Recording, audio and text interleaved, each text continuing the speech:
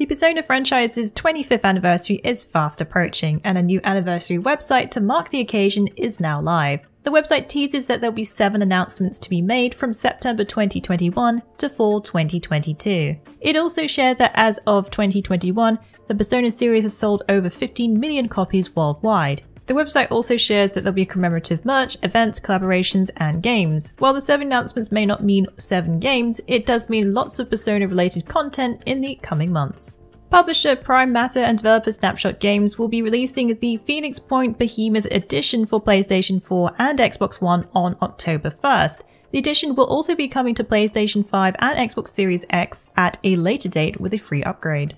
Also releasing on October 1st will be the 4th DLC expansion called Corrupted Horizons, launching on PC. The DLC outline shares that a new strain of Pandora virus has started plaguing Phoenix. There'll be new campaign missions, new enemies, and a new soldier type. Phoenix Point Behemoth Edition will include the base game, 4 downloadable content expansions which include Blood and Titanium, Legacy of the Ancients, Festering Skies, and Corrupted Horizons, plus redesigned controller support.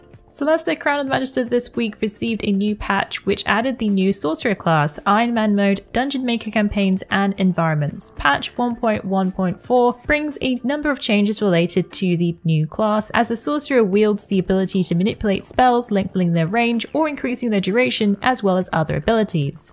The patch also introduces a new difficulty mode called Iron Man, which adds a permadeath modifier. This means you can only load the latest save available, and once your party has struck out, all saves related to that specific playthrough will be deleted.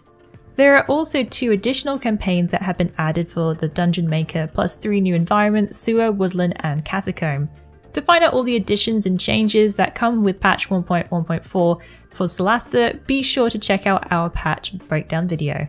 It's been roughly 4 years since the release of NieR Automata on Steam, but it's finally getting improvements on the platform via a new patch which arrived this week. It was back in April when a patch was first announced by Platinum for the PC Steam version of NieR Automata, set to improve the version on the platform. Previously, the version available through the Microsoft Store and Xbox Game Pass also received a patch, but the Steam version still awaited some needed fixes for performance and frame rate issues. The patch notes have been released this week, which include improvements to anti-aliasing, UI textures in 4K, cutscenes, borderless video settings, and more. It'll also get rid of that pesky cursor that pops up when using a gamepad controller, which in the past also needed a mod to help. The frame rate will also be stabilized at 60 FPS. Have you tried NieR Automata after the patch release? Let us know in the comments below. Square Enix have shared a little more about what will be happening in Part 2 of the Final Fantasy VII Remake. The Final Fantasy VII Remake Part 1 was the first installment for the return of the classic JRPG, concentrating on the Avalanche narrative along with Shinra and the corruption of Midgar. While fans eagerly await Part 2, director Tetsuya Nomura shared a little of what's to come. During the official Final Fantasy VII The First Soldier livestream, Nomura had seen how many people were asking about Part 2. In order to talk about the next installment, Nomura shared it was a huge mess in order to get clearance to just talk about it, but fans can rest assured development is going well, and Nomura commented that the game's development is going smoothly. He also shared that Cloud will be running around a lot of nature. Take of that what you will. While it wasn't a whole lot of details in terms of what Part 2 will entail, he did share that the atmosphere compared to Part 1 will be quite different. The story will be picking up where it left off from the events of Intergrade. Atlus has released the official story trailer for Shin Megami Tensei 5, which outlines factions, friends, and the conflict between gods and demons. In Shin Megami Tensei 5, the main character is a third-year student who gets separated from his friend one day when crossing the Shinagawa train station. Trying to find his friend, he ends up exploring a tunnel that collapses, knocking him unconscious. He then awakens in a desert being attacked by demons. Here a mysterious being called Agami offers to help him by uniting together and being neither human nor demon as Nahobino. Now, with his newfound powers, he can fight the demonic forces taking over Tokyo, which is now called Da'at, a barren city taken over by deities and demons. Shin Megami Tensei 5 will utilize Unreal Engine 4, while players explore and battle demons with the press turn battle system, pinpointing an enemy's weakness to perform consecutive actions. Shin Megami Tensei 5 releases on Switch on November 11th in Japan and November 12th worldwide. Blast Unleashed is finally, well, unleashing next month on PC via Steam.